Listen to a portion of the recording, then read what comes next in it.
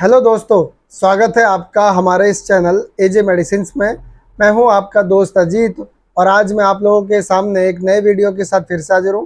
दोस्तों, आज मैं आप लोगों को बताऊंगा एमिक्लॉक्स कैप्सूल के बारे में कि एमिक्लॉक्स किन किन बीमारी में यूज़ किया जाता है, कैसे इसे लेना होता है, क्या इसके साइड इफ़ेक्ट्स होते हैं, क्या इसके बेनिफिट्स होते हैं। ये सारी जानकारी आज मैं आप लोगों को दूंगा। तो अगर आप इस चैनल पर नए हो तो वीडियो कर लो लाइक, चैनल को कर लो सब्सक्राइब और बेल आइकन के बटन को प्रेस करके नोटिफिकेशन बेल को ऑल ज़रूर कर दें, ताकि जब भी मैं कोई नई वीडियो अपलोड करूं मेडिसिन से रिलेटेड तो वो आप तक नोटिफिकेशन के द्वारा जल्द पहुंच जाए। तो चलिए देर ना करके हम वीडियो को शुरू करते हैं। एमिक्लॉक्स कैप्सूल दो दवाओं से मिलकर बनी एक एंटीबायोटिक मेडिसिन है, जिसका उपयोग बैक्टीरिया के कारण होने वाले इन्फेक्शन के इलाज के लिए इसे यूज़ किया जाता है। जैसे किसी के फेफड़ों में इन्फेक्शन हो गया हो, बहुत ज़्यादा खांसी हो रही हो।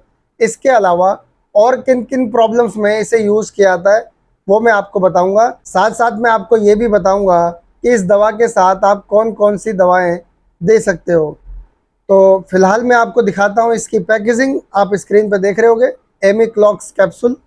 यह एक स्ट्रिप की पैकिंग में आता है और इस एक स्ट्रिप में 10 कैप्सूल होते हैं और इस 10 कैप्सूल का जो प्राइस है वो है 70 रुपये, यानी 70 रुपीज़ ओनली। कंपनी इसे बनाती है यूनिपैक्स और कॉम्पोजिशन इसके अंदर होता है एम्पिसिलिन 250 mg और डाइक्लोक्सासिन 250 mg। इन दोनों को मिलाकर 500 mg हो जाता है। चलिए अब जानते हैं ये किन किन प्रॉब्लम्स में यूज़ होता है।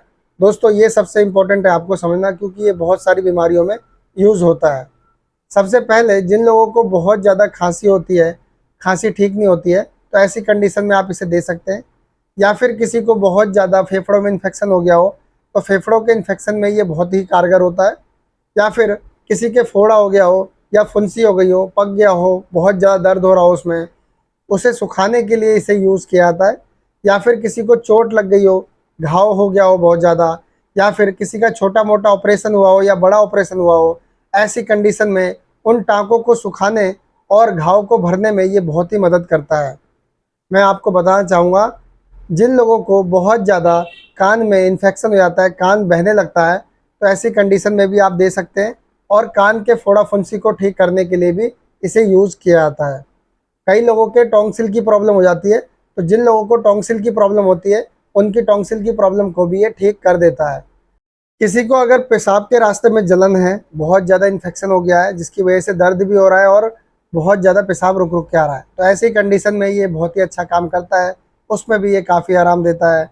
या फिर किसी के दांतों में बहुत ज़्यादा दर्द हो रहा हो, सूजन आ गई हो मसूड़ों के अंदर, और या फिर उनकी छोटी मोटी सर्जरी हुई हो, दांत निकाला गया हो, मसाला भरा गया हो, ऐसी कंडीशन में भी इसका उपयोग किया जाता है। इसमें भी ये बहुत अच्छा काम करता है। दोस्तों, इन प्रॉब्लम्स में सबसे ज़्यादा इसे यूज़ किया जाता है। अब मैं आपको बताता हूँ कि आप इन्हें किन दवाओं के साथ दे सकते हो। आप इसे डाइक्लोफेनेक के साथ दे सकते हो, यानी कि रिएक्टिन 50 mg, वोब्रान 50 mg, या फिर वोब्रान SR 100 mg। या फिर आप डाइक्लोफेनेक प्लस पैरासीटामोल के साथ भी दे सकते हो, जैसे कि फिनेक प्लस, रिलीफ टैबलेट। और आप चाहो तो इसे जीरोडोल SP टैबलेट के साथ भी दे सकते हो, यानी कि एसिक्लोफेनेक प्लस पैरासीटामोल प्लस सेरिटियोपेप्टिडेज। इन दवाओं के साथ भी आप दे सकते हो। या फिर आप सिर्फ एसिक्लोफेनेक प्लस पैरासीटामोल के साथ भी दे सकते हो। इसके साथ आप गैस की गोलियां चला सकते हो, रेनिटिडीन चला सकते हो, ओमिप्राजोल दे सकते हो, पेंटोप्राजोल दे सकते हो। ये दवाएं आप इसके साथ बहुत ही आसानी से यूज़ कर सकते हो। अब मैं आपको बताता हूँ इस दवा को लेना कैसे होता है, अगर आप लेते हो तो कैसे लोगे, या फिर अगर आप किसी को देना चाहते हो तो किस तरीके से इसे दोगे। इसका एक कैप्सूल सुबह, एक कैप्सूल शाम को खाना खाने के बाद देना होता है। जैसा मैंने आपको बताया, कुछ दवाएं भी इसके साथ इस्तेमाल होती हैं, वो भी इसी तरीके से आप दे सकते हो कंडीशन के हिसाब से। चलिए अब मैं आपको बताता हूँ कि ये दवा क्या रिएक्शन कर सकता है, यानी इसके क्या साइड इफ़ेक्ट देखने को मिल सकते हैं। दोस्तों, जब आप ये दवा लेते हो और लेने के बाद शरीर पे एलर्जी जैसे लक्षण देखने को मिले, जैसे कि खुजली होने लगे, बहुत ज़्यादा दाने हो जाएं, चकत्ते पड़ने लगें, तो आप समझ लीजिए कि आपको ये सूट नहीं हो रहा। या फिर आपके पेट में तेज़ दर्द होने लगे तो भी आप समझ सकते हो कि आपको ये सूट नहीं हो रहा। या फिर चक्कर आने लगे तब भी आप समझ सकते हो कि आपको ये सूट नहीं हो रहा है। कई लोगों को दस्त लग जाते हैं, तो अगर आपको दस्त लग जाए तो भी आप समझ सकते हैं कि आपको ये सूट नहीं हो रहा है। और जब ऐसी आपको दिक्कत हो तो ये दवा रोक दें और नज़दीकी डॉक्टर से एक बार ज़रूर मिलें।